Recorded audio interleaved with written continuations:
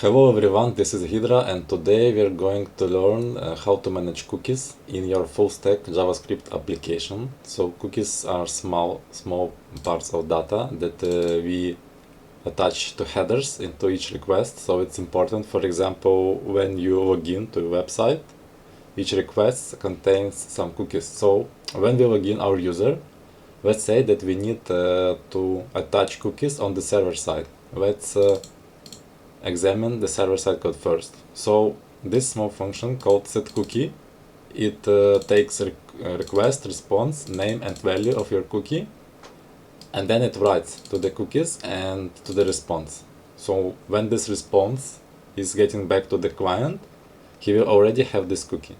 And what's important here is this getDomain function. Let's see what it makes. So for example, if we are on localhost, we return just localhost. But then if we are on production, we need to assign a proper domain to this cookie so it can be used, and it can be used not only on your main domain but also on subdomains. So here we are getting the website origin or host, and then when we get the domain, we split it by parts, and then we join these parts by adding a dot behind them. So this part is very important. Without this dot, you will not be able to use cookies on subdomains.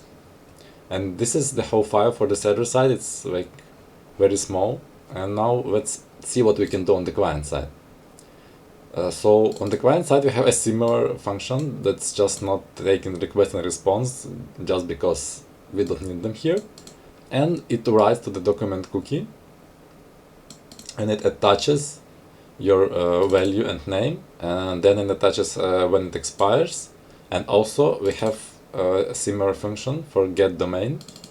If it's not production, it's localhost, otherwise we get the domain, and we attach a small dot. This is also the same, to use not only on main domain but on subdomains. Here on the client we also have additional functions that's called getCookie, just to get a cookie and read it on your client, the cookie that you already have saved in your browser. And then we have a delete cookie, so it allows you to erase a cookie from your browser.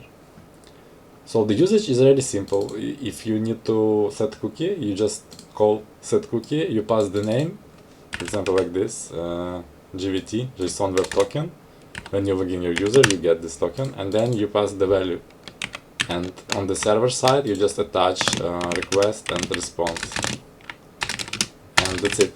It's very simple usage, very simple library, but very useful to manage your cookies and manage user access. Thanks for watching. Bye bye.